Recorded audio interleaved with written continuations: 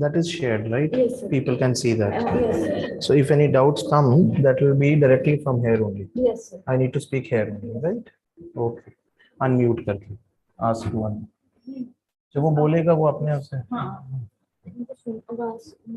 उनको आवाज जा रही है. Talking Krishna question. Yes, of course. ठीक है. बाकी I'll call you if there's anything needed. Okay.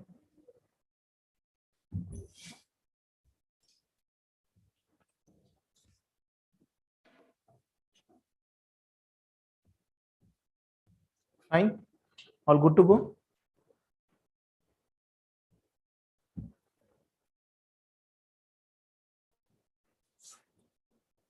Okay, so I have been told that I'll be teaching you current affairs. Yes.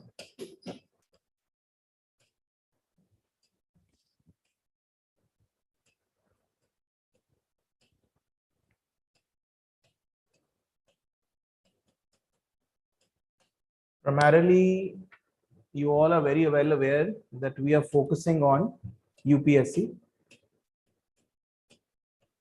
Judiciary, and CLAT.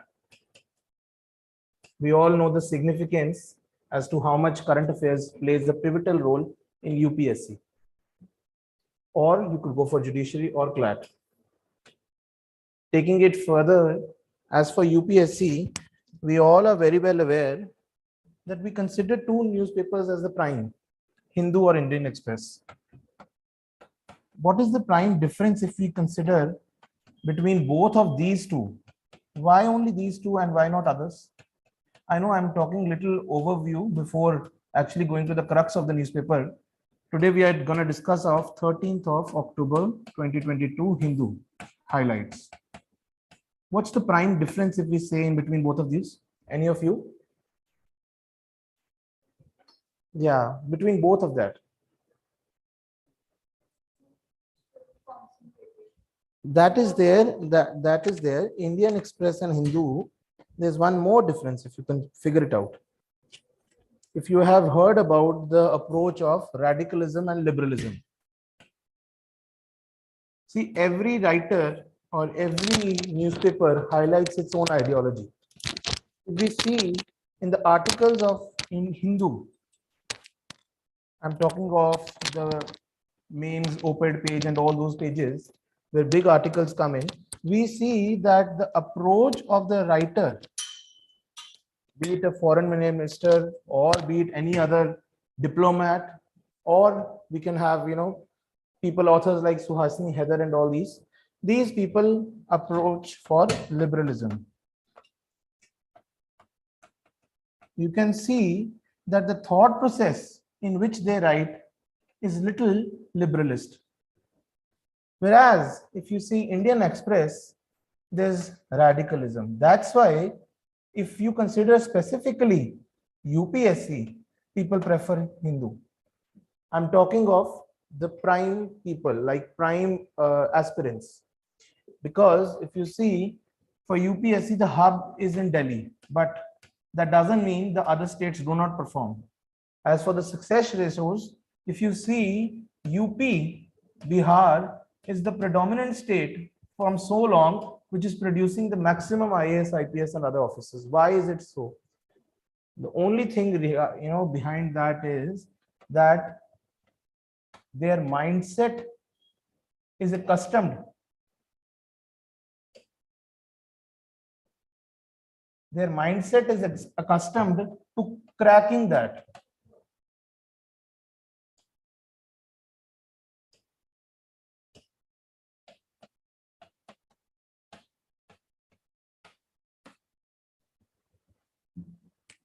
And what all they prefer is Hindu.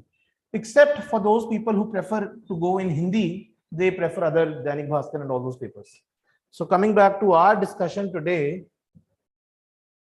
of Hindu, 13th October. This side? Oh, sorry. Let's move on. We have Indian Express, Hindu and all those highlights. Let's come out. What Indian education system needs. Now we all know that the national education policy came in. Can anyone tell in which year it was? 2021, but in which year it was proposed as a bill? Yeah.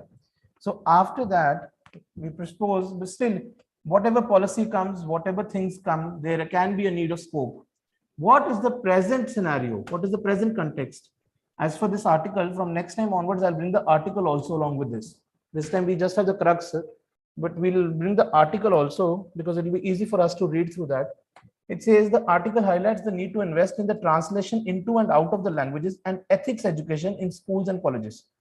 Now, we are all seeing that schools and colleges in India, first of all, before studying any current affairs, one should understand that where can we use this? Because if you consider UPSC, it is a very, there is current affairs significant, but it depends how we use that.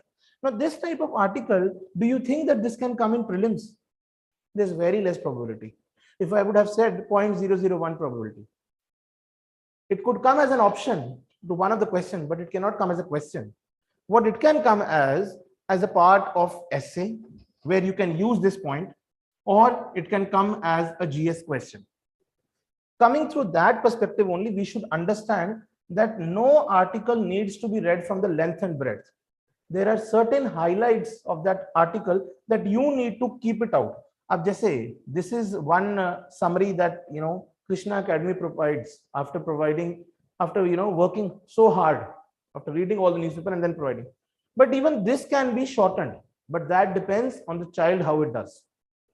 Focusing on this particular article, I will keep on saying in between कि क्या चीज आपको take away है and क्या नहीं take away है. You have to see how you have to treat that. Let's see, start. So here it talks of ethics education. Why ethics only? Why ethics? Why ethics play so much?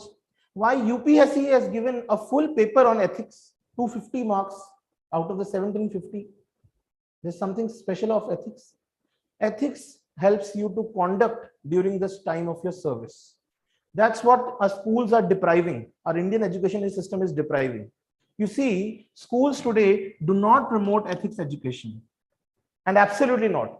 Earlier in the times, there used to be value education periods. There used to be, and if you say Gurukuls and all, there used to be all these things. Those still they have. But if you see the modern education, they do not promote this. That's why this is what is suggested by the author, that we should have ethics education in our course. And translation. Let's start.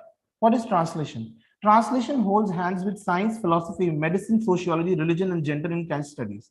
Translated text silently open doors to different experiences. It sensitizes readers to experience feelings and situations completely differently from their own. Now, this is one thing. This question, if comes, it is a part of GS1. Why translation is needed? Why ethics is needed? Why moral education is needed? It's because that sometimes when we write our answers, when we perform as an officer in the field as a duty, we forget the ethics. We do not work according to that. I'll give you situations like a DM is there, a district magistrate is there, or you prefer a DC is there. Now, he's working in his arena, and he's given a district, a taluka, and he's working there. There comes a situation that there has been an accident committed, and that accident is committed by the son of a politician. But the politician upon which he is under him, and he pressurizes that you release him. Now, what is the DM or DC bound to do? What will he do? Would he follow his ethics that he was taught during the time of training, or would he directly go for the influence of that politician and look for his promotion? Look for his promotion, but that is not the case. There are many avenues that he could have done during that particular time. It's okay, promotion is needed by any person. Okay, that politician may give him a bribe of say 1, 2, 3 crore or whatever it is, and may even help him to promote to other ministry at a better scope, at a better level. But if he goes for the truth, because when justice is denied, you can understand. What are the consequences of the aggrieved family, the one who is committed with the accident? Who will provide the justice to that? It is our civil system. If we cannot help those people, then why are we actually opting for UPSC? Why are we actually going for the services? These are some things that need to be taught during the building blocks, during the time of our education. Because if you say that you will inculcate these type of qualities at that very moment, during the time of preparation, it is not possible. You behave as you are groomed. If you are not groomed well, you will not behave well, no matter how much you fake it. At one time, that fakeness will also disappear. In a similar manner, now I was talking of translation. Translation is actually when you actually merge all these fields and work accordingly. It opens doors to different experiences, because when you merge science, philosophy, medicine, sociology, you're bound to look at a broader sphere. You are not a particular situation centric. You look at different doors with different avenues, but in a wholesome manner. That's what is translation. What is the importance of language in education? Languages are linked with the culture and the history of the region and their origin. Of course, we are very well known that India is home to so many languages. Every 15 kilometers, there's a change of language in India. Every 15 kilometers. That's a statistic that is given. So what is the importance of this?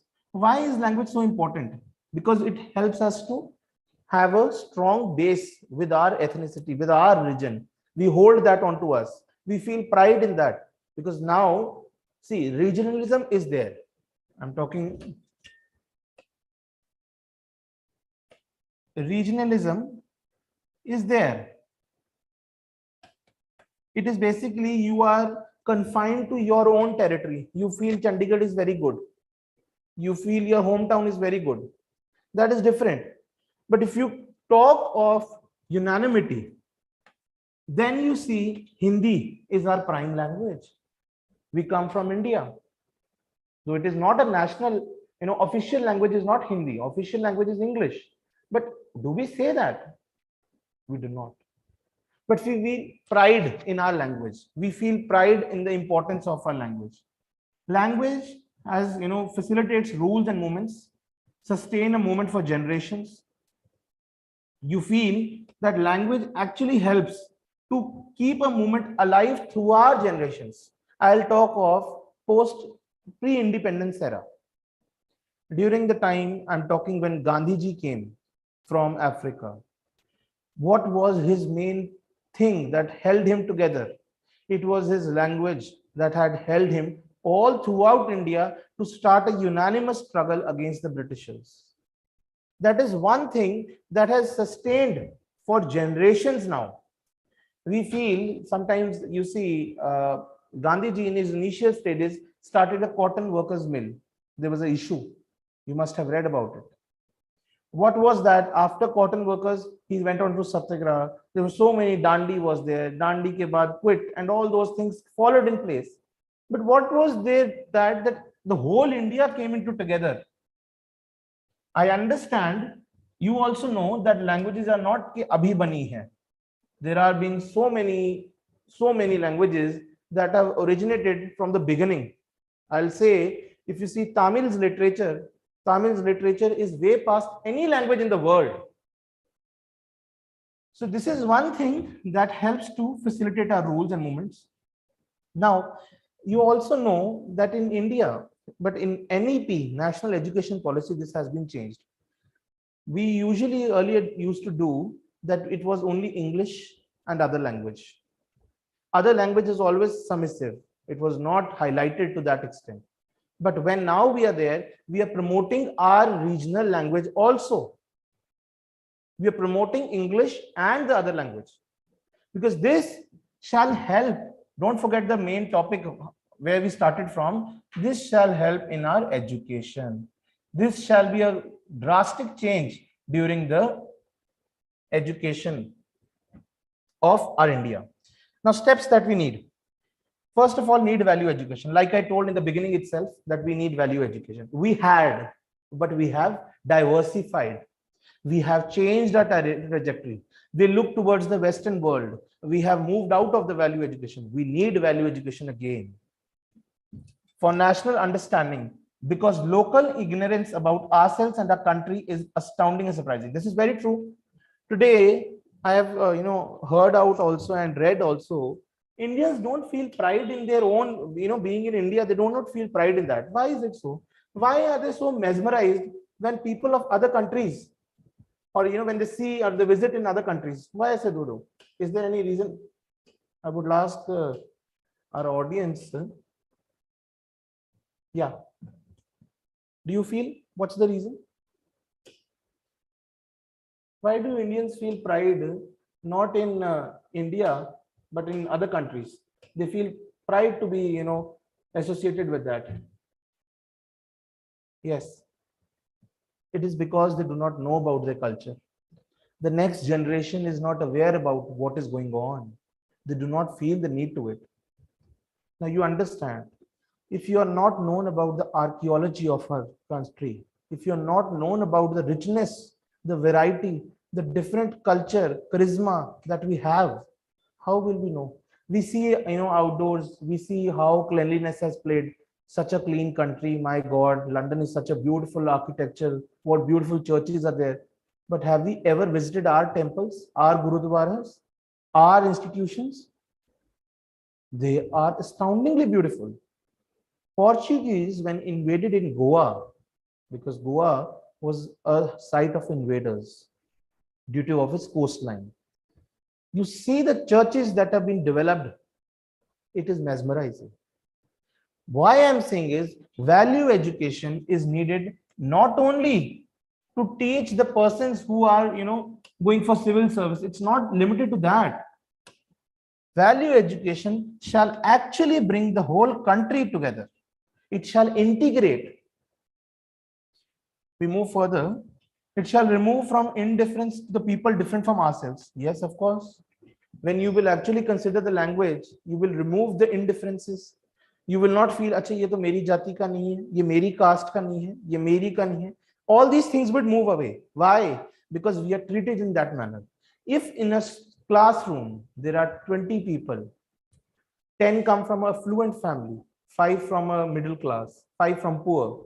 If the teacher or the moderator tries to make the other people inferior, nahi, you do not do this activity, you do, then it shall automatically create a feeling in the children that time only, ki hanji, I have to discriminate. Not intentionally, but sometimes it happens accidentally also. It is not necessary. We know we are in a progressive world, that we do not go in that manner. We do not do that discrimination, untouchability, all that things are banned. Dalits and all these are not prohibited. But I am just saying, not intentionally, but accidentally, we sometimes do that. Why? Because we are treated in that manner. Our education has diversed us to that end. We need to change that. That value education period, maybe of 40 minutes, but that shall bring in the values. That shall bring in us to become a good individual. So these are some points that could be definitely used in your ethics paper, or your, you have that society paper. Of course, there's one more thing. Literature can eliminate aspects of lives that are not addressed by politics and economics. This is very true. This is very true. Why? Politics and economics are the main stepping stones for any country's development.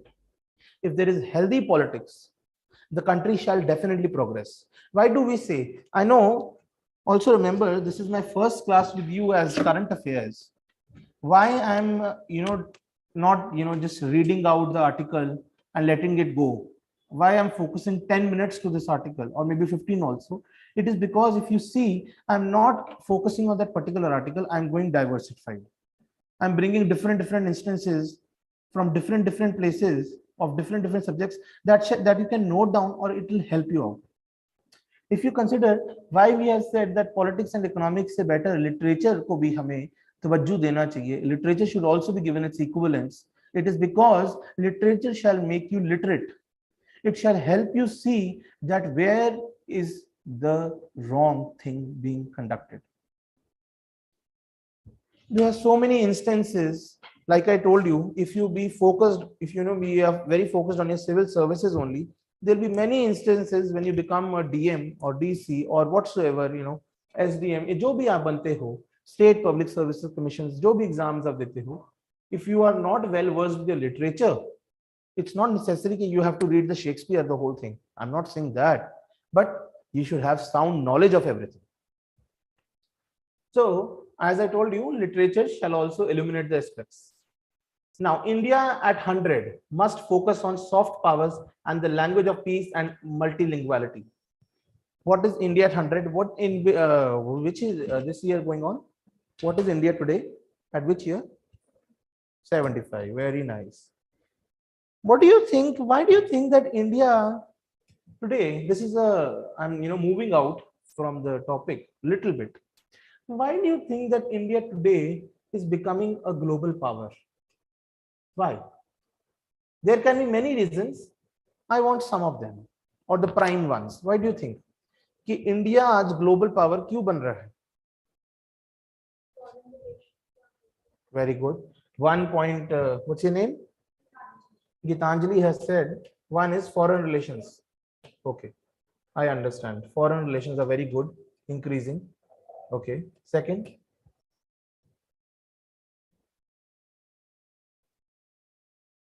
Second. Of course, that is economy. Economy is also enriching. Any other? Yes, that is one thing. Our military is expanding. And I don't have space for this, but we can understand military. So these are some of that. But if you see, India is becoming a global power. It is, if you see the credit goes to 70% or maybe 60% goes to it being a soft power. What do you mean soft power? There are two things, hard power, soft power. Hard power is when you actually use your takat, you use your power, you use your military strength, you use your rigorous foreign policies. It's when you become coercive in your nature. You do not become persuasive. There are two things, persuasion and coercion.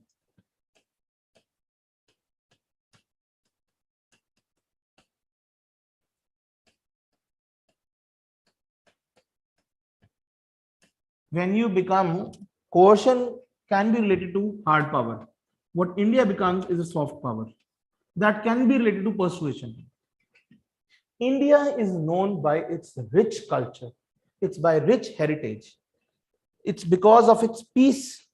It's because, India has signed the NPT. What is NPT? Yes, Non-Proliferation Treaty. In which year it did sign? No, it's post-independence. Now, what do you mean? Not only Non-Proliferation Treaty, there are many other things that India has signed that has made it become a soft power. Right now, there is a World War III situation going on. There had been a World War II also, one also. What was India's stand in that? It became neutral. There have been many agreements. You know about this agreement? Can anyone tell me about this agreement? I'm writing the name of it. What is this agreement? Good. Yeah.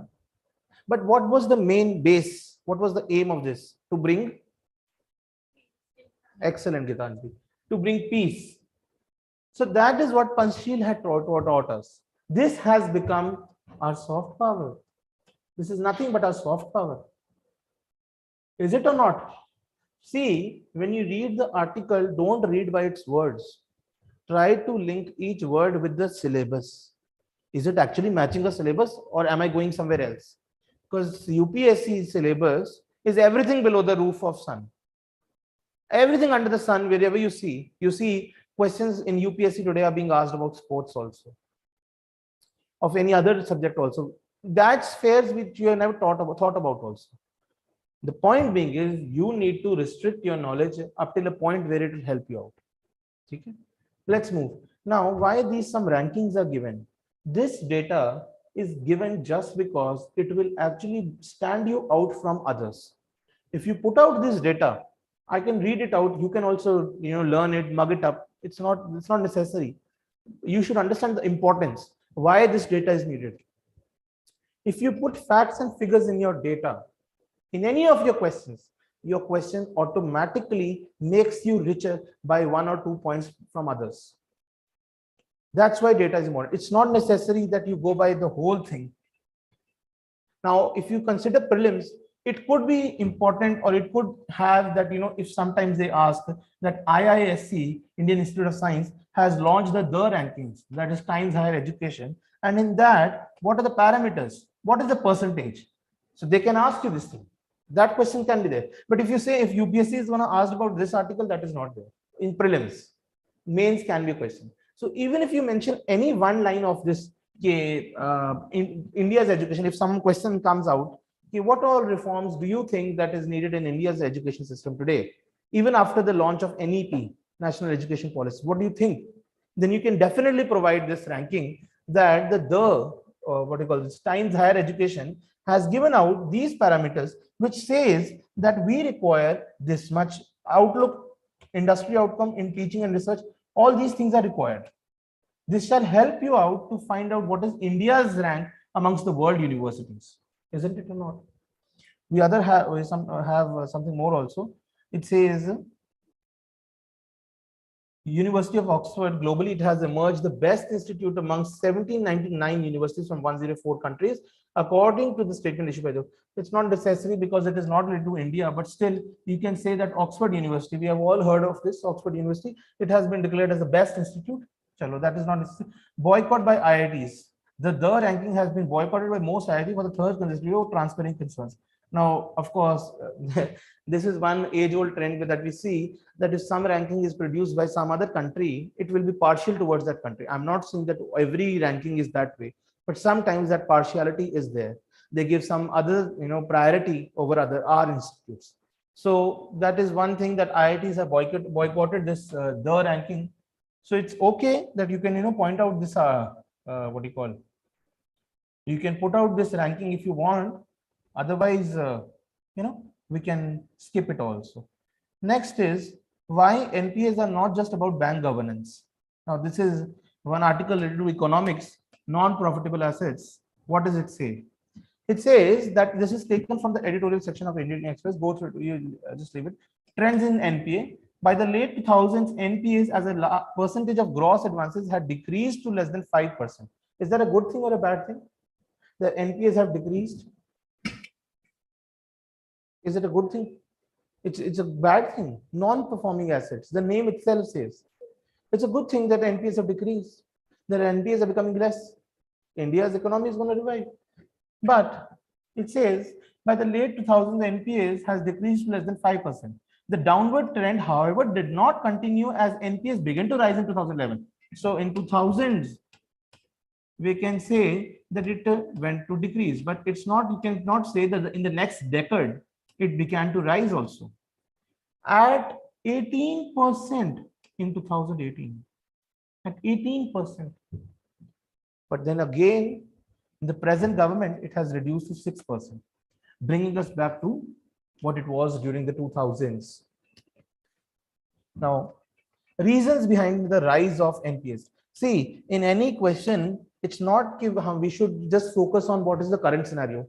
At current, NPAs are decreasing. So that is good for us. Chalo, win-win situation. We don't have to see more. But it's not that. You should evaluate what was the reason during the time of 2011. That is when the next decade started. Why did it rise? Why did it rose? Let's see. Poor management and governance issues. Of course, we all know that the government during this time was a little fluctuation. That time only 2014 Lok Sabha elections happened, right? The BJP and other alliance came in picture. So before that, it was Congress and all other allies and UPA. Let's see. Poor management and governance issues that stemmed from the government ownership of public sector banks. Now we all know there are, PSBs, public sector banks, which have a particular share, which is held by the government. Do we know that? Right? It is held by the government. So because when the government is only in a stage of fluctuations, the banks are naturally going to be suffering, and the assets are further going to suffer. That was one prime reason when the non-performing assets started rising out. Second was higher exposure to commodity-sensitive markets such as iron and steel, textiles. This is one thing that when the trend, see, understand, it is not necessary in an economy that we need to focus on the articles that are very good, whose exports are very good, from our country. If we want our country to have its good economy, we should not only focus कि अच्छा चलो हमारा iron बहुत अच्छा है, हमारे Jharkhand and all these Jamshedpur से हमारा iron अच्छा जा रहा है, we should only focus on iron. No, that's not the case. We should focus on other things also, other markets also, in which India has a proficiency through years. Spices has been a trend you cannot even imagine. Rather, I could say it could be invented from India itself throughout the world. So these are some things that might have gone wrong during the year 2011 to 16, where higher exposure was given to iron, steel, textile markets. But what about other businesses? Is India all about iron, steel, and textile? No, it is not. So you can mention out these points. Second is difference in the business model. That is, public sector banks have to cater to rural and poor segments as well. Now, every bank has their own models. Some approach to a particular strata of the society. Some go for wholesome. Like we have private sector banks coming up. We have this HDFCs, ICIs, and all these. These are established all over the India, be it rural or urban.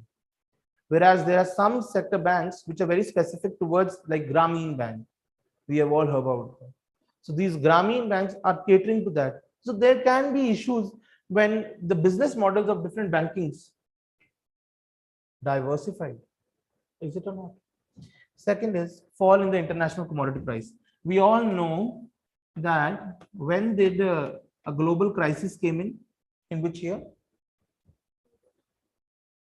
Financial crisis. It was in 2008. When the world's economy fell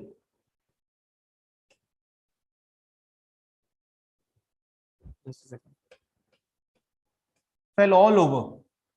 So you can obviously relate that the aftermath of this thing would have affected during that period also. That's one reason. When the international commodity price decreased, that is, the rise in NPAs increased with the fall in the prices, thereby reducing the revenue of many Indian firms. Thus, a large proportion of NPAs arose because of exogenous shocks, which have nothing to do with the management and governance issues in public sector banks. Now, this thing should have come after this, but anyhow, I have been provided this PDF in that manner, so I have to teach in that manner. What are NPAs? Sometimes we don't know that what is NPA actually. Like I told, it's a non-performing asset, is a loan or an advance for which the principal or interest payment remained overdue for a period of 90 days. Now, in NPAs also, there are many categories which tend to be there. If you know, do let me know in the comment section. Do you know that NPAs have certain categories which are bound कि जिसने 90 days तक आपका पैसे नहीं दिए किसी firm ने, किसी ने 120 तक नहीं दिए, what all are there, किसी ने 0 to 30 तक होता है. So these things are there. I'll come on to that. So what is an NPA? If you can see, it is a non-performing asset. जब हम किसी से लोन लेते हैं या इंटरेस्ट लेते हैं, चाहे बैंक कोई पर्सन है या कोई कंपनी है या कोई फर्म है, और वो उसको पैसे वापस नहीं दे पाता बैंक को, it's interest. See, for 90 days, we have kept the bar at 90. Then it becomes a non-performing assets. So, like you said, Gitanjali, in the beginning, NPAs, if increased, that is good for the economy. You've understood your point. It decreases, it's good for the economy. Now, banks are required to classify NPAs into substandard, doubtful, and lost assets, like I told you. Substandard assets, assets which have remained NPA for a period of less than or equal to 12 months. For 12 months, there has been no payment by the person who took the loan or in advance.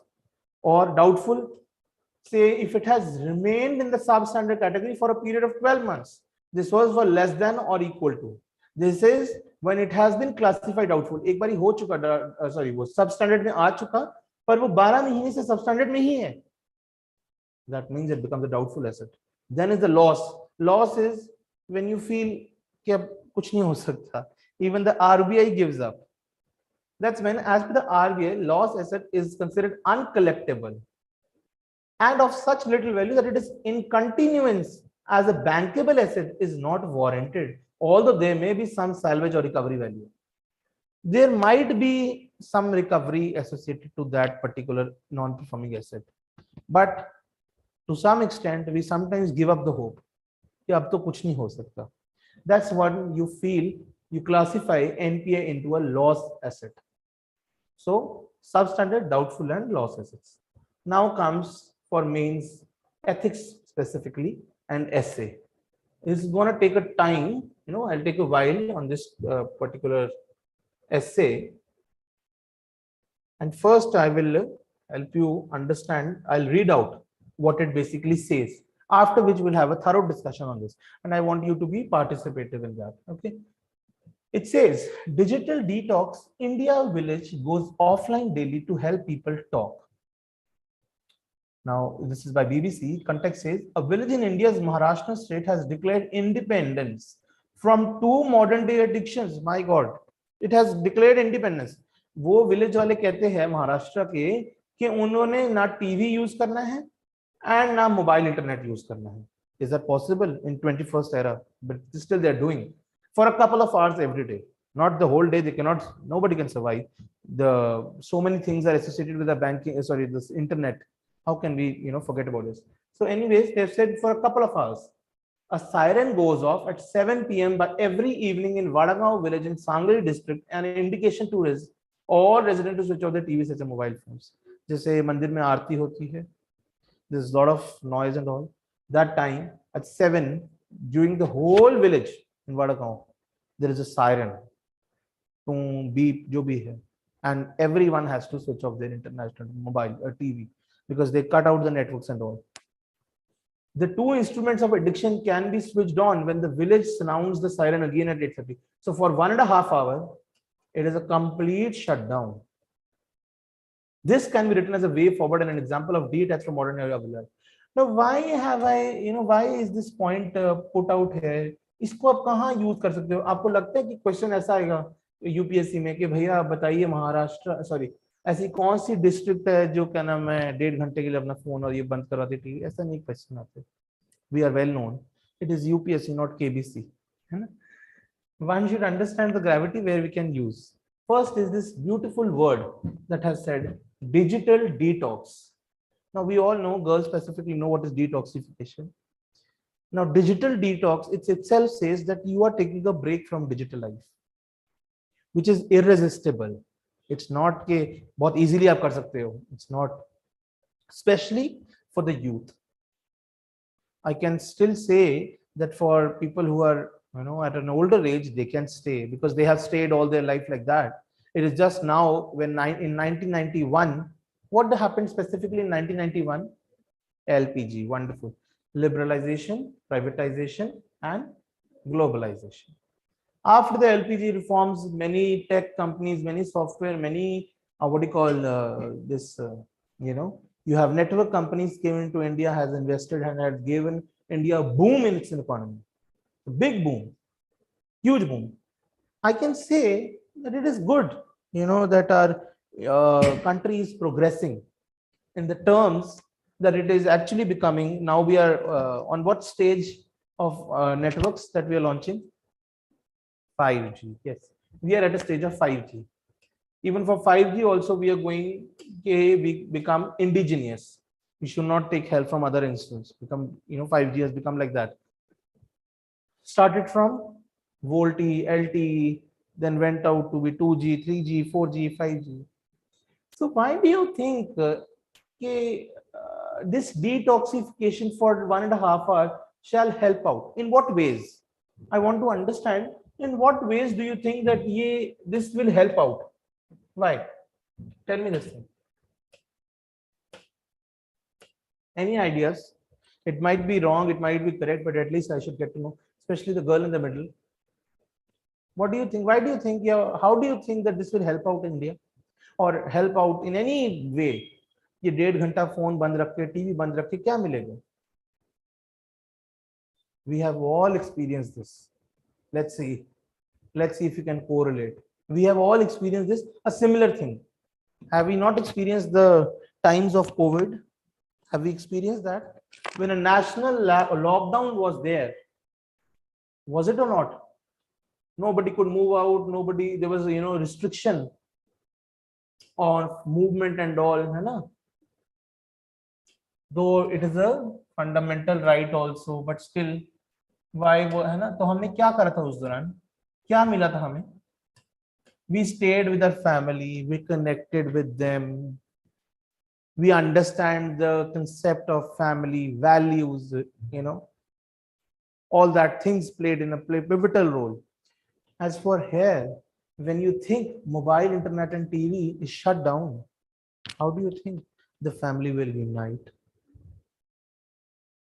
It is seen, this thing is seen not in villages, but still it is seen that when you have dinners or when you have, there is more of family time. People are not detached because they're not like, मैं इधर जा रहा हूँ, आप उधर जा रहे हो, everyone is in their own time space. It's not like that. Villages people still, some villages, I'm saying, still in some villages, they prefer to be in one thing, one frame. Everything has to be done together. Eating, or maybe it is cooking food, everything is like that only. Though it is a male dominated, I understand. Sometimes you have, okay, the ladies only have to cook, and especially gents in villages do not.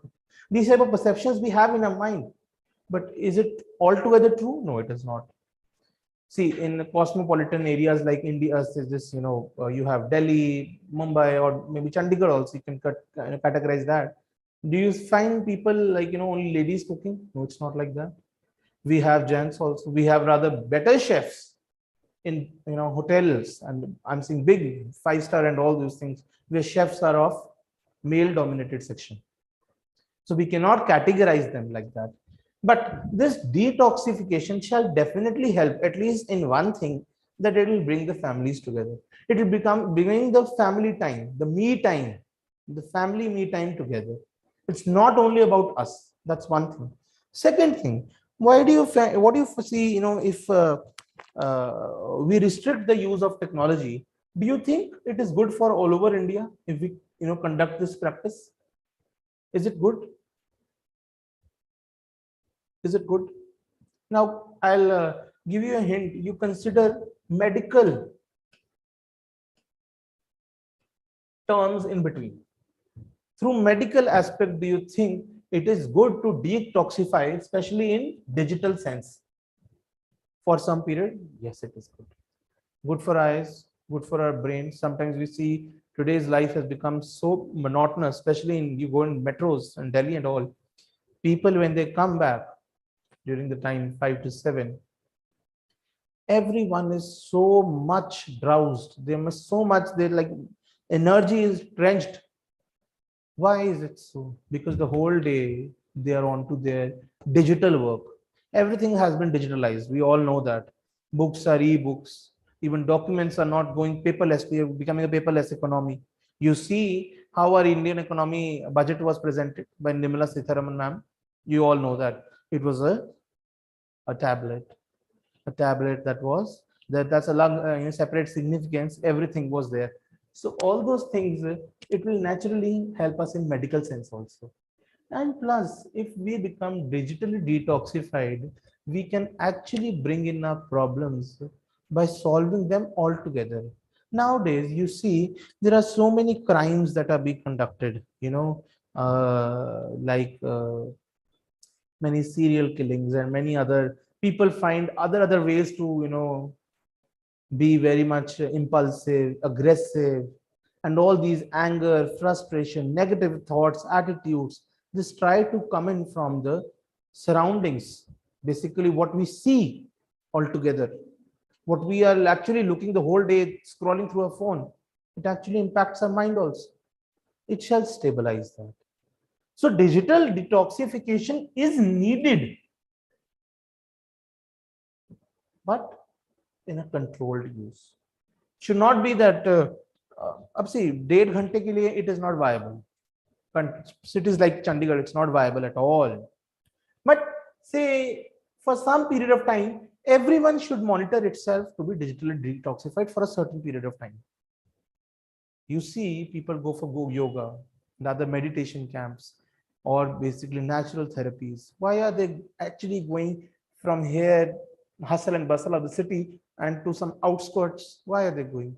It has become, and they do not carry their phones and all. They basically store that during the time of admission. It is just to make them go detoxified. And that's what this village is doing remarkably. In which district? Sangali district at Vadagaon village. So this can be one point that you can easily mention in an essay, and it shall definitely make your essay or ethics paper highlighted. You'll get brownie points. Next is, of course, let's come to now prelims, the major stage, Buddhist conversion day. Hindu has said this. Every year, this era is also celebrated as Ashoka Vijayadashmi to commemorate the Buddhist conversion day. Why Vijayadashmi is celebrated on Buddhist conversion day? Why is that? On October 14, 1956, this era, R. Ambedkar, along with R. Rabindranath, along with more than 500,000 followers, embraced Buddhism in Nagpur, Maharashtra. The 22 vows he delivered during the conversion ceremony initialized a radical escape for the convert from the Hindu caste and other cultural force. Now, see, this is one significance which is direct fact that one can learn, that Ashoka Vijayadashmi or maybe Vijayadashmi or Dasera is basically celebrated for Buddhist conversion day also. Ashoka, you know, is a predominant ruler of ours, and he, during his time of rule, after he has done a remarkable rule, shifted his religion to Buddhism. So it is demarkified as Buddhist conversion day, Ashoka Vijayadashmi, according to his name. Okay. And how many vows were delivered? 22 vows. When? In 1956. By whom? R. Ambedkar. Okay. Who is, what is this? Sorry, Navayana Buddhism. In the post-event deliberation, Ambedkar called his version Buddhism Navayana. Followers are called Neo-Buddhists, differentiating it from Mahayana and Vajrayana. Now, Buddhism, see, there are, do you know about all this? Have you studied in your classes? You have studied Mahayana, Hinayana? You have not studied Hinayana. Types of Buddhism. Basically, you have Hinayana, Mahayana, and now it has come out to be Navayana. So this maybe you will go in your history classes, you will understand the depth of this. At the moment, we will just limit us that what is Navayana Buddhism. Navayana Buddhism is when Ambedkar, who Ambedkar, R. Ambedkar, called his version. उसने अपनी version को Navayana कहा. Next is, what is the demographic status of Neo-Buddhist in India? What is Neo-Buddhist? वही, उसको Neo-Buddhist कह लो या फिर नवायाना कह लो, बात एक ही है. What is that? कितने हैं हमारे इंडिया में? The Buddhist population is mere 0.70%, of which 87% are Neo-Buddhists. We can see that how impactful was Mr. R. Ambedkar. Is it or not? Now he says further, a large majority of it, around 80% resides in Maharashtra. There has been a decline in the growth rate of Buddhists in India in recent years. Now, you do not need to mug up these facts. This will not come like that. Still, sometime, you can put any of that figure in together. Further on, we have the lingering mission. Monsoon. Recurring rains in October call for a change in the monsoon definition. Now, monsoon, in India, this is the Arabian, this is the map I've drawn a little bit like that. Okay. Okay. You have the Arabian Sea, you have the Bay of Bengal, right? When you see monsoon, especially in these coastal areas, the western coast and the eastern coast is actually affected by the monsoon or the trade winds, we call, from this ocean, that is the Arabian Sea or the Bay of Bengal. It actually goes up, moving on to the upper Himalayas. That's why you see that there is a monsoon change, or we call sometimes the retreating monsoon also. When monsoon is there, where we see that there is shifting patterns in the monsoon activity.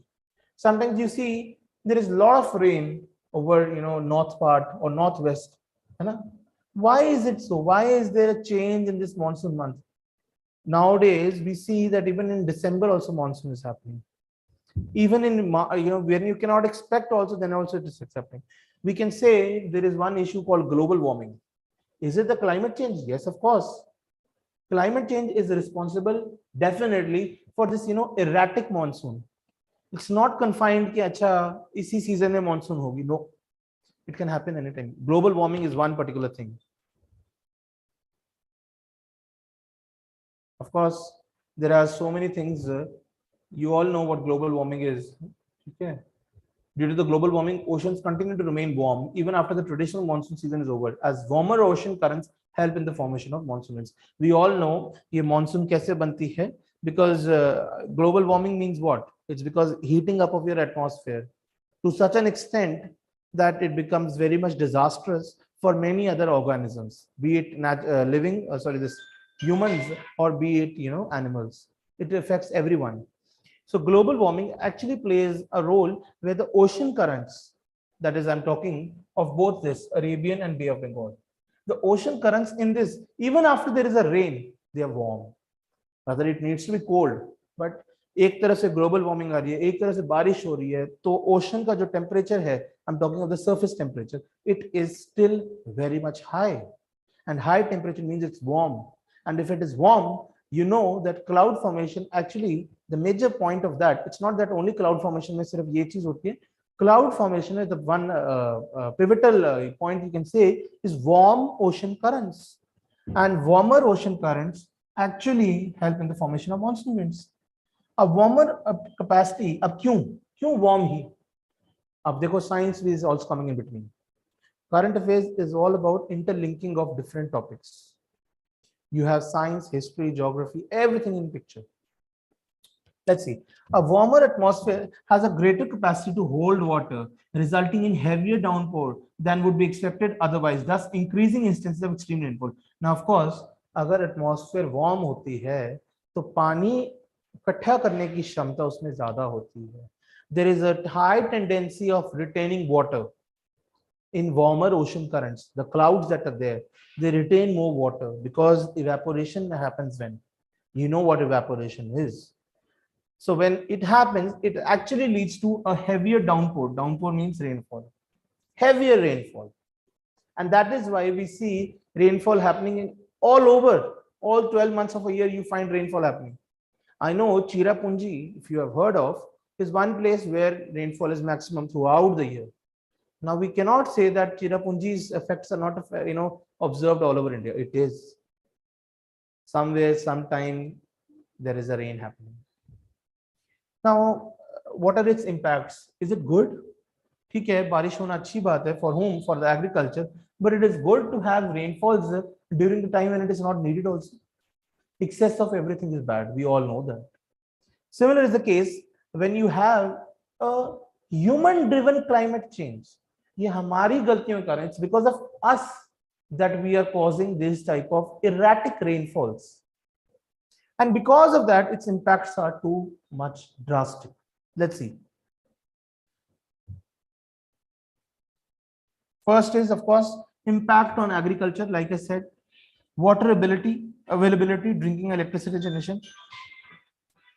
Implication of, just a second, just excuse.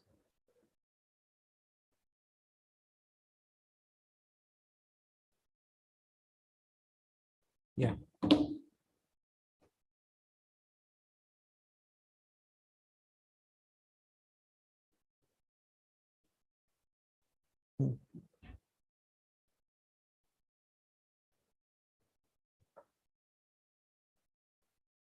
Yeah. Implication for dam management. Why dam management? What are dams used for? Storing the water. When there is heavier downpour, what do you think? Dam की capacity अपने से बढ़ जाएगी? नहीं. When rain is continuously happening, dam management automatically becomes very difficult. तभी वो कहते हैं, what do you call, the dam barriers or the dam gates, they themselves get explodes. वो जो होता है बांध होता है वो टूट जाता है, and you can see the repercussions. The repercussions are too much drastic. It's all because you see where it started from, because of global warming, climate change, heavy downpour, extreme rainfall, and then leading to dam challenges, dam management implications, problems, disaster related challenges. Of course, there can be many disasters. I've told you, floods and all these tsunamis happen, and all these things are bound to happen because of this. We cannot ignore. So I missed out certain information above. It said, why call for a change in this? I've told you change in monsoon seasons. Okay. And specifically, if you see for the 4 months, that is the June to September period, is actually spilling over October now. June to September का बारिश का season होता था, it is moving on to October now. Why? I've already told you the reasons. The country as a whole has received 67% more rainfall from October to 10. Now you do not need to mug up this fact, because you know UPSC is not like कि वो अगले हफ्ते exam दे रहे हैं. Your exam is in, are you guys for UPSC specifically? For CLAT, okay. So exam specifically is not, right away. CLAT exam is, I guess, in November, December, right? December. Okay. Then it can be, you can put out a point, but anyhow, revision in withdrawal rates, that is 3 years back, the IMD revised the expected dates of onset and withdrawal. The rainfall happening after 30th September is called post-monsoon rainfall. This IMD has said. Now, this is happening for 3 years now. We can see definitely that this trend is being observed and will consistently show because of our negligence. And this cannot be changed overnight. It's not like humne aaj se, see, global warming, all. I'm saying increase in temperature. What all leads to global warming? If you can enlist me. Pollution, very much. Pollution is a significant role. So it's not like agar maine kal se, there's so many environment friendly practices like taking a bus or taking a cycle or something like that. Agar maine aaj se karne lage, the effect would be instant. It's not an instant effect. It will take long time. And IMD ने तो सिर्फ ये 3 साल से देखा है, ये आगे भी कंटिन्यू होगा, right? Let's move on. Next is RTI pleads pile up at information commissions. Now RTI, right to information, source is in Hindu. Nearly 3.5 lakh, 15 lakh RTI complaints are still pending in the 26 information commissions across India. Wow. This is one same thing that we have heard. You all have seen Jolly LLB, right? Have you seen? In that, when you see Akshay Kumar mentions out, that is, I'm talking Jolly LLB 2, how many legal cases you are going to go for that? How many judicial cases are still pending at the courts? And for nearly, I guess, 10 lakh population, how many judges are there? The amount is very, very less. Same is the case with RTI. It says that RTI complaints to 26 information commissions are still pending. The highlight is Maharashtra, of course. Now, what is a defunct commission? 29 information commissions are completely defunct. Defunct means that is they are not performing their functions because the administrative authority is not there, of course. Financially, they are not being independent. They're not being allocated the resources and the funds to move on the proceedings. That's how we define it as a defunct commission. 29 information commissions across India are defunct. 4 of them are headless. I told you administrative structure में problem है, ऊपर कोई head ही नहीं है, तो फिर commission क्या चलेगी, right? तो naturally जो उसके पास RTI आएगा, वो RTI कैसे solve होगा? RTI is basically any person can put a plea, of course you guys know well, can put a plea, so has to seek a particular information from any institution demanding an explanation for that by keeping his identity as unknown, right? So that's what is RTI. Let's see. Jharkhand and Tripura have been completely defunct for 29 months and 15 months. See, जब उसके अंदर कोई institution में हम RTI लगाते रहे और institution ही नहीं काम कर रही है, तो क्या RTI का जवाब मिलेगा? Not at all. Only 5% of the positions are occupied by women. Anyways, analysis of penalties imposed. It shows that the commissions did not impose penalties in 95% of the cases where penalties were potentially imposable. Okay. Lack of transparency. The report flags that disposal rates, मतलब case solve करने का rate in several commissions and Several commissions lack of transparency. Naturally, this is a very age-old practice. India has been corrupt to its roots, but now it has become corruption-free. It is becoming. It's not that it has completely become. It is becoming. So even if अगर बंदा RTI लगाता है commission में, वैसे तो पहला तो case हो गया डिफंक्ट कमीशन से, कमीशन में ही नहीं करना प्रॉब्लम है. सेकंड हो सकता है कि ट्रांसपेरेंसी नहीं है, कमीशन में रिजल्ट तो आता है, आरटीआई का जवाब तो आता है, बट वो ट्रांसपेरेंट नहीं है. ठीक है. So these are some other. Then is digitization. Only 11 information commissions out of 29 providing e-facilities for RTI applications, but only 5 are functioning. Now, this is one major drawback. Our Prime Minister Modi ji is going for digital India, but is actually digital India happening at all the roots? It's not happening. It will eventually. So it says that only 5 out of 11, only 5 out of 11 information commissions are out of the 29. Further 11 के पास है facilities, but उसमें से भी सिर्फ 5 चलती है. So 5 out of 29. You can see कैसे case solve होंगे. तभी तो फिर इतने लाख पेंडिंग है. 3.15 lakh cases are pending, isn't it? So this is one thing. Now, Transparency International report. This is one very international report that is, I guess, Oxfam देते हैं इसको. बाकी मुझे I guess it is Oxfam जो issue करता है, but I need to see on this. And that is ये जो Transparency International report है. It says that 1/4 of the informational commissioner posts are vacant. ये तो मैंने आपको बताया था स्टार्टिंग में, that जब administrative structure ही headless है, तो फिर कमीशन कैसे चलेगी और फिर आरटीआई का जवाब कैसे आएगा. तो ये एक चीज है. नेक्स्ट इज वुमेन के बारे में अभी पहले भी बताया था. There only 5% of women are there in the commission. ठीक है, as commissioners. Now see what is the point. अगर आपका हेड वुमेन होता है एंड हेड मेन होता है, see it is okay. Sometimes what happens is we are bound to act in a manner where justice is provided to everyone.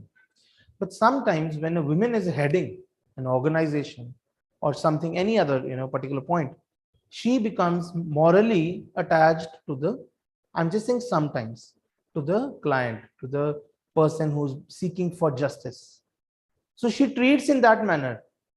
I know she has to be impartial in her approach, but sometimes the decisions that are taken that are actually helpful not only towards the society, but especially towards the women in concern. So that's why, and moreover also, why women are being deprived on commission level posts in these commissions. They should not be. There should be equality. They should not be deprived कि हाँ जी आप नहीं, you should also. So this is one thing. Of course, I've told you administrative structure में flaw है. Women's को उन्होंने नहीं cater करा हुआ है. And second is, of course, out of the total 165 posts of the information commissioners, 42 are vacant, including 2 chief statements. This is one thing that I have already repeatedly said. Okay. Now, what is information commissioners receiving the maximum number of RTA? जैसे आपको बताया था, Maharashtra is the highest state where you have this maximum number of RTIs, and उससे ज़्यादा ही वहाँ reply भी नहीं होता. And central government receives nearly 1.19 crore. Maharashtra 86, Tamil Nadu 36.9. And 32.82 is Kerala. I'm talking in lakhs. Okay. Now this is data considered gathered by the Satark Nagarik Sangathan, which shows it's a private Sangathan, it's not authorized, which shows that you can see that kitni backlog बढ़ रही है. In 2019 it was only 2.18 lakh, 2021 2.86, and 2022 3.14 lakhs. Naturally, when there is a fault in the root, how can you achieve the goal at the top? That's one simple logic. Next is non-traditional livelihoods included in Beti Bachao Beti Padhao scheme. We all know it's a remarkable scheme. Okay. Let's see, the source is Hindu, important for prelims and mains. Okay. Let's see. There are some facts in this. Those facts can be very helpful in your mains answer item. It says, central government announced the inclusion of skilling of girls in non-traditional livelihood options in the Beti Bachao Beti Padhao scheme. Now there are traditional livelihoods and there are non-traditional livelihoods. It talks of girls को सिर्फ ये नहीं कि education provide कर दो खत्म, 12th तक education, graduation तक education, no. साथ साथ skills भी, skills as in you have weaving or maybe computer courses or maybe any other programs through which she enriches herself altogether, not educationally but otherwise also. So it says that central government has announced the inclusion of skilling of girls in non-traditional livelihood under the Beti Bachao Beti Padhao scheme. So it is not only limited to Bachao and Padhao. It is आगे उनको skill भी करो. Non-traditional livelihood. What is non-traditional livelihood? It says it includes sectors and jobs where the participation of women is and has historically been conventionally low or absent. जहां पे औरतों का participation शुरू से ही हिस्टोरिकली देख लो या वैसे देख लो लो है. I specifically talk out of the tribal areas. ठीक है, एक तो वो वैसे ही क्या नाम है बिल्कुल सेक्लूडेड है. And then if you consider the women, they are absolutely nowhere for them. And other livelihoods where women's participation has been historically and conventionally very low or absent. Now, what is this? First is increasing the enrollment of girls in secondary education. You have seen that girls, moreover, it has been given in many surveys also, that girls are being told to learn till 10th. After 10th, drop the school and go on for your marriage and other proposed things. घर के काम काज संभालो. But you have more enrollment under the Beti Bachao Beti Padhao in the secondary education, particularly in STEM. Now, what is STEM? STEM is when you pursue female gender towards what you call science, technology, engineering, mathematics, management, in that field, because these fields are not taken by the females to that extent, and the government has decided to make those fields also very student friendly for these girls, and that's why they have launched this STEM, that is science, technology, engineering, mathematics subjects. Now again, you have vocational courses, that is non-traditional vocations. Girl will be given skill training in non-traditional vocations, making them the torch bearers of a women-made Atmanirbhar Bharat. That's very true. We have seen कि एक फिर से there has been a change that we have seen, that we saw during the time when Mahatma Gandhi was there of Dandi. That time he said salt wala, we will produce our own salt and we will not pay the taxes at all. He created that sense. In a similar manner, that's what happened during the time of COVID also, when we thought of and even moved towards Atmanirbhar Bharat. We progressed that way. There's so many practices that was done to conduct ourselves in that manner, is it or not? So in the similar manner, that's why we are aiming through STEM, through BPBS, that is Beti Bachao Beti Padhao, Atmanirbhar Bharat, self-reliant India, especially women's involvement in that. Of course, new aims in the scheme. I told you secondary education को बढ़ावा देना है, skills को देना है, child marriage को रोकना है, eliminate करना है, and raising awareness about the menstrual hygiene. There has been so many cases of we see that when girls drop out of the school because of their menstrual hygienes, because they're not aware about that. If awareness is spreaded through these non-traditional livelihoods specifically, okay, then we can actually move on to excelling women in every sphere. Because up till now, it was only seen that traditional livelihoods were catered by the BPBS, BBBP, right? But now when we are including this sector also, we are holistically bringing women all together of all sphere, regardless being traditional, non-traditional or whatsoever. Next is principle of seniority and next CGI. We all know Chief Justice of India. कौन आया है अब हमारा नया Chief Justice of India? Now the Chief Justice of India, अब ये क्या था seniority का issue? Do you know that? Collegium was very good. Okay, so there was an unusual collegium. Instead of 5 members, it was 6. Next, what was 5 plus 1 collegium? That is, apart from CJI, there were 4 senior most judges in the collegium system. Normally, the next CJI is among these 4 judges. However, this time, since Justice Chandrachud's tenure was 2 years, the next potential CJI is not among the 4 senior most judges. Therefore, to accommodate the next CJI, the collegium was expanded to 5 plus 1. Right? So, what is collegium system? We are very well aware of this. It is a system of appointment of transfer of judges, and that has been evolved through the judgments of Supreme Court. Right? We further move on. If you see the collegium system, The SC, that is Supreme Court Collegium, it has headed by the CJI. It comprises 4 more senior judges. High Court Collegium, of course, Chief Justice and 2 senior judges. Ordinarily case, one of the 4 senior most presumed judges of the Supreme Court succeed the Chief Justice. Then you have the situational. Again, इसमें भी वही होता है कि जो 4 senior most judges होते हैं उनको लिया जाता है. Next is now, what is the background of this collegium system? We all know ये 3 judges के cases के बारे में. Right or wrong? You have read and not read it out. 81, 93, 1908. It is declared as the primacy of the Chief Justice of India's recommendation on judicial appointments and transfers can be refused for logical reasons only. CJI ने कुछ बोल दिया और उसको आप contest कर सको, ऐसा तभी possible है अगर आप क्या नाम है logical reasoning पे बात कर रहे हो. अगर आप ऐसे ही बोलो तो CJI के decisions are firm. The ruling gave the executive primacy over the judiciary in judicial appointments for the next 12 years. This was first judge case. Second comes out to be second judge case. That is when Supreme Court actually brought in the collegium system by holding that consultation really meant concurrence. मतलब जो उन्होंने consult करा है उसी पे उन्होंने follow करना है. ये नहीं है कि मैंने कंसल्ट कुछ और करा मैंने अपनी मर्जी की कर ली. No, that's not there. It was not the CGI's individual opinion and उसको 30 senior most judges देना, because in a democracy like India, अगर मैं बोलूँ कि सिर्फ Prime Minister Narendra Modi ji has to take the decisions, would the country run at that scope, at that level, what it is running now? No, it is not. It's because the PMO, that is the Prime Minister office, which consists of so many bureaucrats, ex-servicemen, other people, common civilians, and all those NGOs, these type of people grouping together to provide information and becoming a part of PMO, and then they aid and advise the Prime Minister, and the Prime Minister acts in that manner. So in a similar manner, if you consider that the CJI's individual opinion is needed to keep any of the judicial judges रखने या कुछ भी रखना है, appointment रखनी है उनकी या transfer करनी है, अगर उसकी खाली की चाहिए कि that's wrong. That's why second judge's case, very important, brought in the collegium system, which said that he has to take 2 senior most judges, मतलब 1+2, इनकी opinion को लेना है, लेना नहीं है सिर्फ, ये नहीं कि सिर्फ ले लिया और रख लिया.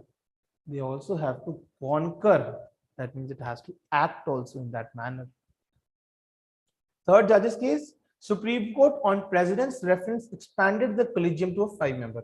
Earlier it was 2, now 2+1, now it's 5, comprising the CGI and 1+4.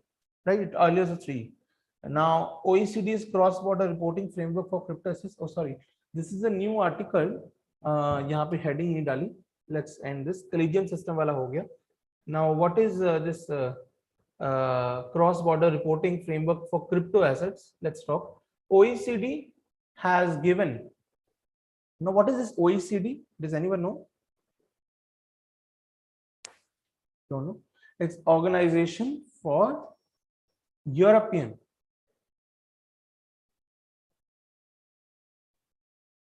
Cooperation, I guess. Yeah. So OECD has given a final shape for crypto assets reporting framework. It will enable the cross-border report and exchange of information in crypto assets. Now, what is the need for such framework? Crypto assets क्या होते हैं? ये क्या है? ये cryptography के बारे में हम क्या बात कर रहे हैं? ये सारी चीजों के बारे में हमें थोड़ा सा पहले background जानना चाहिए. Only then, sorry, we'll be able to see. Just a second.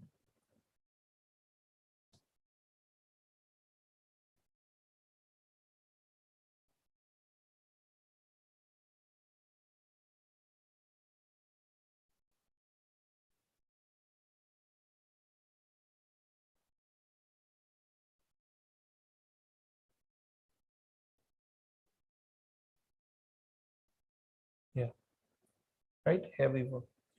OECD is cross-border. So OECD ने दिया है crypto assets reporting framework, that is CARF. अब ये क्या है? It is basically borderless. मतलब आप क्रॉस बॉर्डर कोलैबोरेशन करोगे. इट इज नॉट कि आप अपने बाउंड्री में लिमिटेड हो. It's not like that. You can do cross border. Hold on.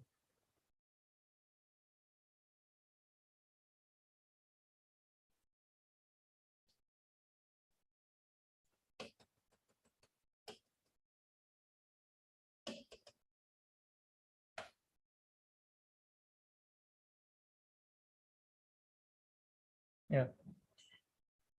You can require cross-border collaboration to prevent the misuse of crypto assets. मतलब ये नहीं है कि अगर इंडिया में this is happening, that we cannot have a firm which will help out to regulate India's stand. Like we have, WHO, we have the UN nations, it's UNESCO. All these things are moderators. मतलब ये help out करते हैं internationally. It's not basically a particular nation. They help out in a global level. In a similar manner, there is a framework that is needed, that is called as OECD, which actually goes out to अगर crypto assets की misuse होता है तो उसको regulate करने के लिए, ठीक है? So what are the possible benefits? Of course, this entities and individuals providing services in crypto assets will be obliged to report under CARF. I've already told you what CARF is, Crypto Assets Reporting Framework. It will help to create a level playing field. सारे लोग बराबर होंगे. ये नहीं है कि कोई country अगर G5 की मेंबर है या कोई अंडर कंट्री अंदर किसी पर्टिकुलर अलायंस की मेंबर है तो उसको ज्यादा प्रेफरेंस मिलेगी. There will be unanimity in the functioning of OECD. Now, what is the impact of India on India? India has introduced a 30% tax gain from cryptocurrencies in budget 2022 and 2023.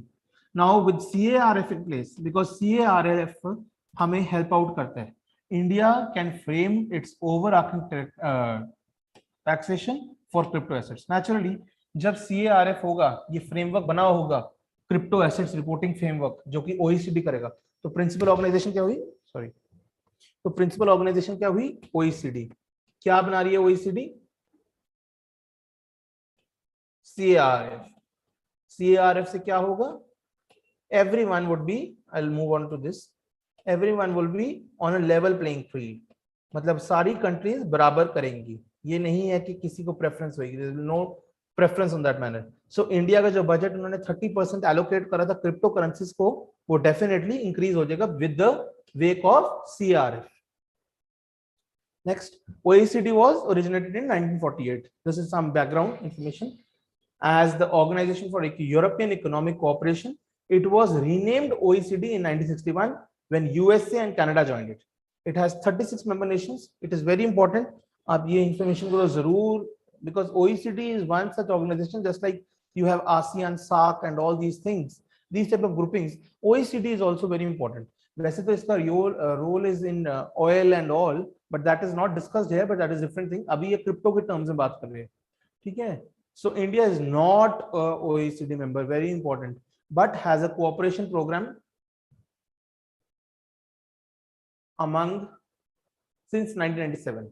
Its objective is to foster economic development and cooperation and fight poverty throughout the promotion of economic stability. Basically, through OECD, India is basically aiming to increase its economic stability, to increase its economic development.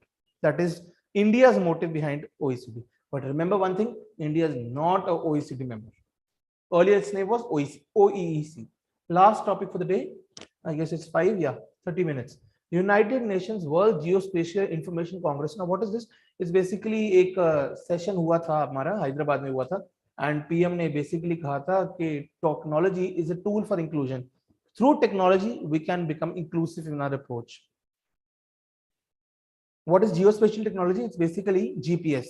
Like, you know, everyone's location is visible to everyone at every place, you know, and everyone's times end. किसी ने भी किसी भी समय कर सकते. So GPS was Global Positioning System, GIS, Geographic Information System, and remote sensing. We see so many things being happening, weather forecast specifically happening in this sense. We see, you know, agriculturally, okay, when you have to provide certain sort of subsidies, the government uses these type of remote sensing mapping technologies in order to see कितना किस area में आपको क्या provide करना है. All these things are basically remote sensed. So these are something that happened. This is the second Congress that was basically second meeting that happened in Hyderabad. So what are the uses of geospatial? Of course, PM Gati Shakti Master Plan is being powered by geospatial technology and is the digital ocean platform. It is also being used in schemes like Swamitwa and housing. How technology is a tool for inclusion? This is a very, very good question that one can even write for mains also. How do you think that technology, जो कि हमारे प्रधानमंत्री जी ने बोला है कि technology is a tool for inclusion. Very nice question for me. How technology is a tool for financial inclusion? We'll discuss. It says, now when this happens, it will actually help out the communication in India's neighborhood. Naturally, it will actually help out when we open. अब देखा भी होगा आपने, ISRO has basically opened its avenues for privatization. There are many private investors who are coming into this manufacturing of the spare parts of certain equipments that ISRO is going to use or DRDO is going to use through privatization. That will help India's economy, of course. Now, how else we can say JAM Trinity has delivered welfare benefits to 800 million people. Okay, so we can see that it is not कि आप सोचो कि technology कि only harm है. It has good, it has bad. अब अगर आप ये बोलो कि अगर हम प्राइवेटाइजेशन को अपने सेक्टर में लाते हैं, जैसे ड्रोन सेक्टर और स्पेस सेक्टर में लेकर आते हैं, और उन्होंने अगर रशिया को या किसी अदर कंट्री को इंफॉर्मेशन लीक कर दी हमारे इंस्ट्रूमेंट्स के बारे में या जो भी है टेक्नोलॉजी के बारे में, it be disastrous for us. But ऐसा नहीं होता. There are many clauses under which the agreements are being signed by the private entity and the government. So you don't think in that manner, rather think the positives. If they will invest in our space sector, that is Indian private companies or maybe the others, if they will invest in our this, how much will our economy boost? How much will it help the Indian money or the government money that it was funding to ISRO for its projects would be saved and could be used on other things. Okay. Further, it is what is the potential of India's geospatial technology? Now, potential growth is India's geospatial economy is expected to cross 63,100 crores by 2025 at a growth rate of 12.84. Naturally, India is basically aiming for geospatial dominance through its drones, space, or other things. Employment opportunities, that's very nice. For youth, as companies like Swiggy and Amazon used to conduct their delivery options smoothly, that's all because how are they tracking, how are they making GPS and all these? Amazon's delivery is a very good example. When you see many people do not connect also, that this can definitely use to employment opportunities. This is a win-win situation. Last is Make in India. Of course, ये NAVIC issue का था, ठीक है, India में बनाया था, so as to navigate all things all together. Crisis management, we can see in COVID vaccination, so many flights have flown from India to other neighboring states providing the vaccines. It's all because of that. Then, of course, you have land record management. Let me zoom out if you can read it out. This is a very good pictorial representation as a graph, which shows that, is it, I guess, readable, right? Okay. Just a second.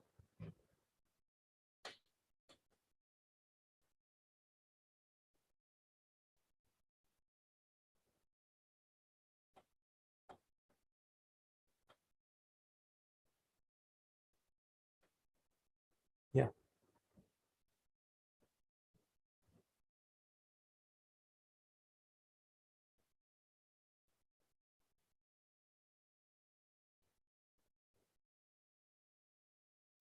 Yeah, I'll go on to this thing, right? It says Digital India has a vision for geospatial information system, like I've already told you. Smart cities, Amrit चल रहा है, चल रहा है नहीं चल रहा? अमृत महोत्सव हम सुनते हैं, तो ये अमृत महोत्सव के अंडर हमारी स्मार्ट सिटी मिशन भी शुरू हुआ था, right? So how will we get to know कि किसको क्या जरूरत है, क्या प्लानिंग है, क्या डेवलपमेंट हो रही है, कैसे हम ट्रैक आउट करेंगे? It is through this geospatial information. National afforestation programme, that is very important.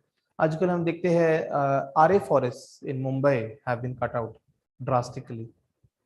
It was tried to be saved, couldn't be or could be, but still we see that afforestation helps so much. Not only that it provides us a good environment and all, but otherwise soil binding technologies, techniques से कारण and other methods कारण afforestation is very essential. So how will you judge कि कहाँ कितने पेड़ों की जरूरत है? It's because you remote sense throughout pan India. Of course, National Mission for Clean Ganga. Do you think it's human? May it is possible to see कि कौन सी गंगा का कौन सा part कहाँ गंदा है? It's not possible. How will be? It's Ganga is flowing all from top till what do you call east, okay, until it goes out to the Bay of Bengal. It's tributaries. So how will you get to know? It's through this. Then you have interlinking of rivers. This is a very good use of geo information where we can see how one river, because it is not possible for humans to see through road or through air or something like that. For technologies like this geospatial, that's why we are saying India is going for geospatial dominance over India. So interlinking of rivers is important. Next, of course, northeastern region urban development program. Northeastern has always been a secluded part of India. People now also, some people do think that they think that northeast is like China or something like that. They have this perception until how northeast have performed remarkably well in Olympics and this Commonwealth we have seen.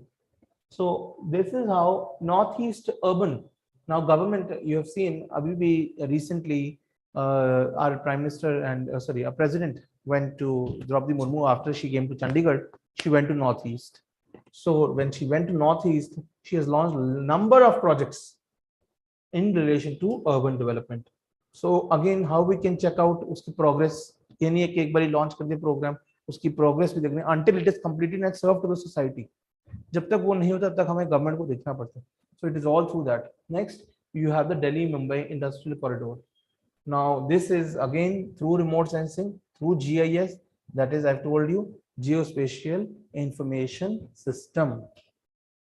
Okay. Last, yes, this is done.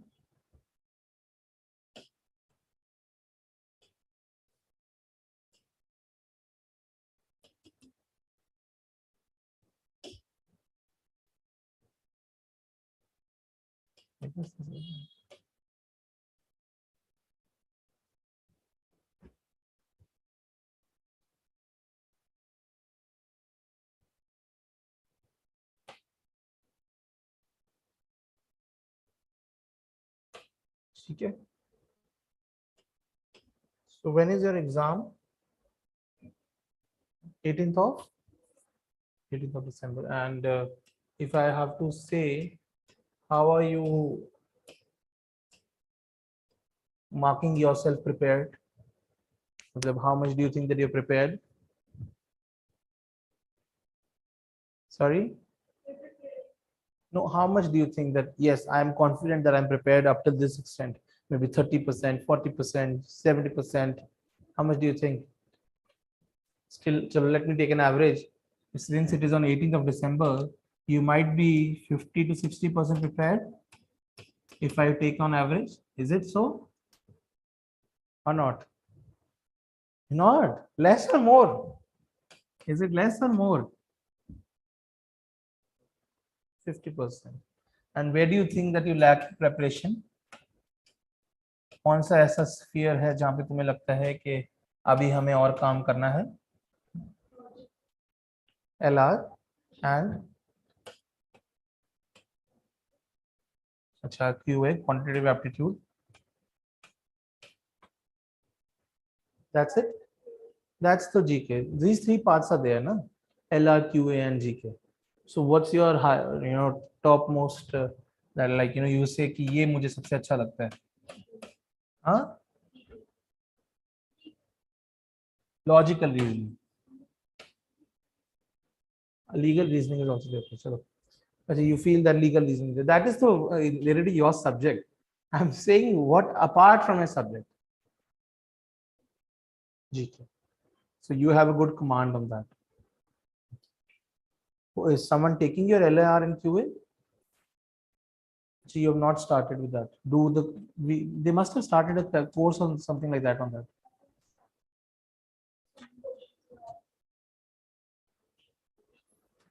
Okay, some questions are done, but it's on and off. I know it's not complete, right? Is it? Okay. Anyhow, see, GK, I have already told you. I didn't know that you are students of CLAT. Had I known that way, then though I would have just taught you basically the prelim facts. Huh? I thought you are people of UPSC. That's what was told to me. So anyhow, from next time on, if it is just related to that, we'll make our module in this manner that it is just facts related, so that it helps you in MCQ. Your paper is MCQ, so that's why it helps you in that manner.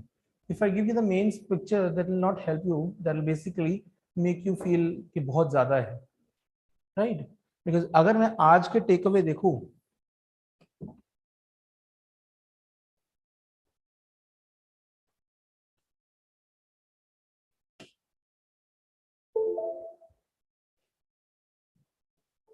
आज के take away अगर हम देखें,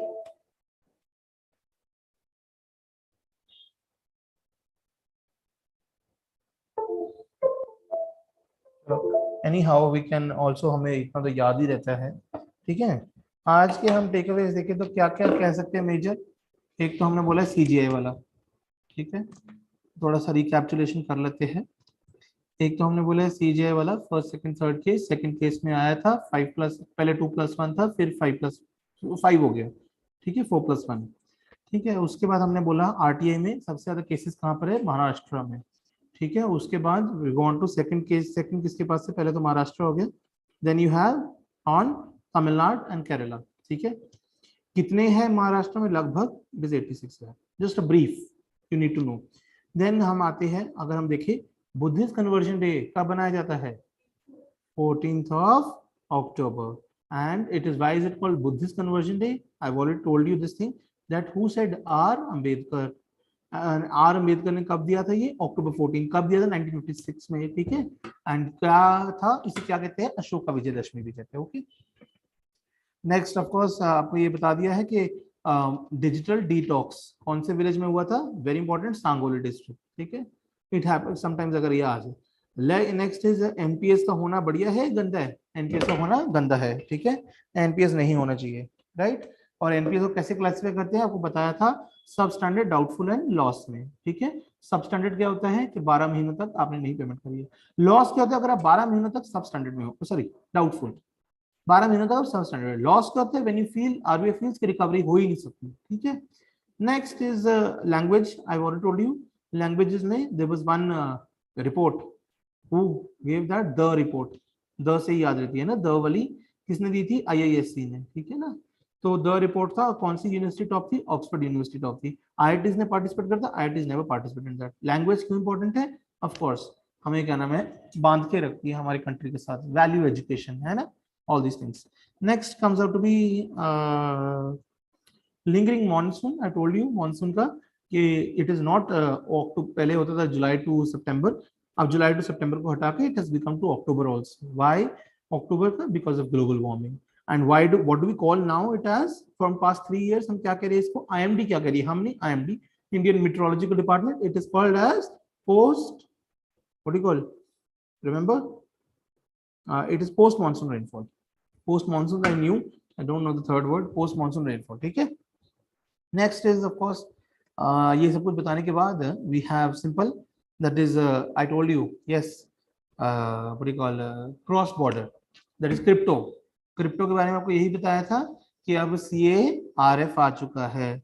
CARF किसने launch करा था, OECD ने। India OECD का मेंबर है, नहीं, इंडिया OECD का मेंबर नहीं है, ठीक है। OECD को पहले क्या कहते थे, OEEC, ठीक है।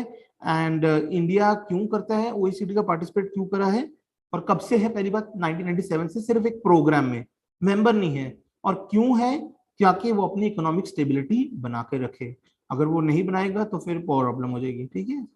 एंड नेक्स्ट इज सबसे लास्ट में, दैट इज जियो स्पेशियल, मैंने तुम्हें बताया है, जीपीएस, बेसिकली ऐसे नाम याद रखो। जियो स्पेशियल की सेकंड कांग्रेस हुई थी हैदराबाद में, नरेंद्र मोदी जी ने ये कहा, technology is a tool for inclusion. Just remember this line, this can come also, because you know our prime minister speeches are very important, ठीक है। Not only the perspective of कि वो क्या लॉन्च करते हैं, बट इसलिए भी important है because becomes headlines the next day. So technology as a tool of inclusion में आपको ये याद होना चाहिए दैट प्रधानमंत्री ji stated on this United Nations World Geospatial Information Congress.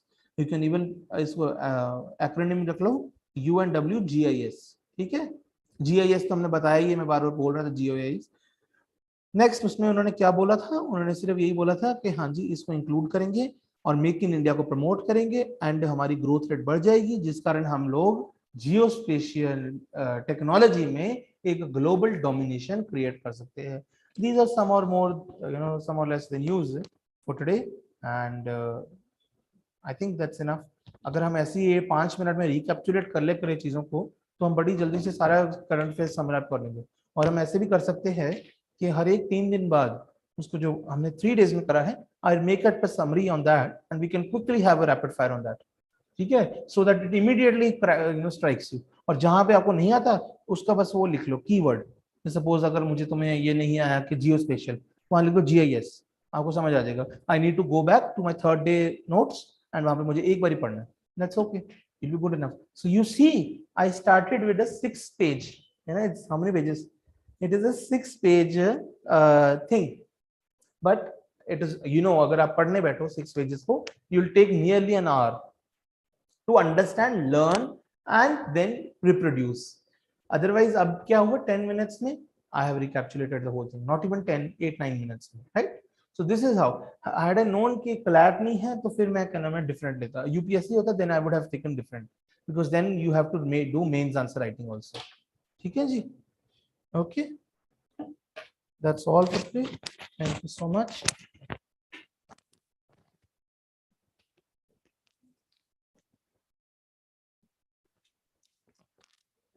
Classes in the morning. Do you have classes in the morning? What time is it? Sorry? It's not fixed. You've been told, on groups or something, right? What's up?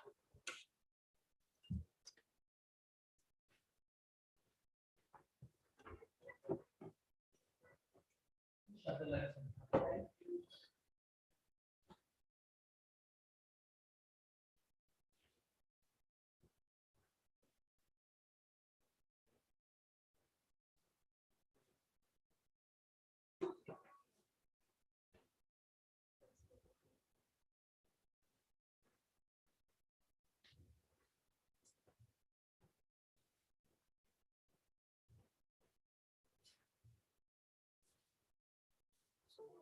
So 18th or 20th?